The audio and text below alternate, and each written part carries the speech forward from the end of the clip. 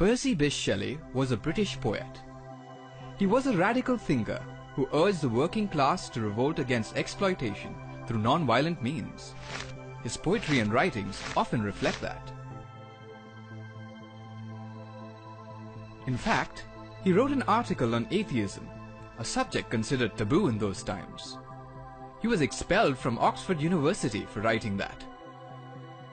Ozymandias is one of Shelley's most famous poems. It is a sonnet, which is a 14-line poem. There's an interesting story about how Shelley was inspired to write this poem.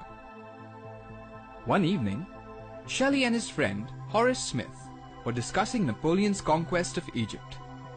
They talked about the statue of Ozymandias, an Egyptian ruler who was also known as Ramses II. Their conversation led to a competition between them, and they both decided to write a poem on the statue. Both poems tell the same story. However, Shelley's poem is more popular.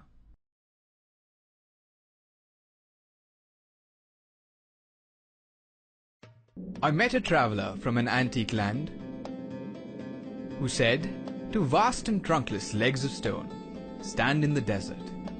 Near them on the sand, half sunk, a shattered visage lies, whose frown and wrinkled lip and sneer of cold command tell that his sculptor well those passions read, which yet survive.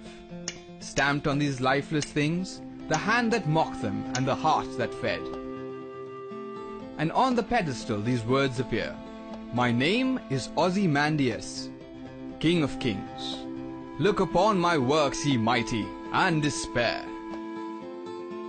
Nothing beside remains. Round the decay of that colossal wreck, boundless and bare, the lone and level sands stretch far away."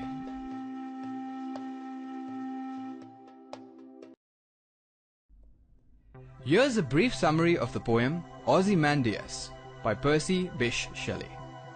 The narrator of the poem meets a traveller from an ancient land.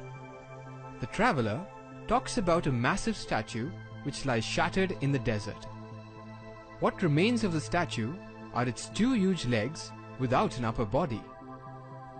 The shattered face of the statue is partially buried in the sand nearby. There is a frown on the face, and the expression is cold, commanding, and arrogant.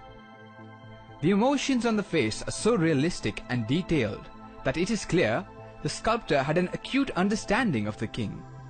The face chiseled by the sculptor still survives in that barren land. On the pedestal of the statue is an inscription by the king. The king introduces himself as Ozymandias, the king of all kings. The inscription further claims that even the mightiest men will look at the king's achievements and despair, that they have achieved nothing compared to the king. Now, the once mighty statue lies in ruins. There is nothing around except vast stretches of sand.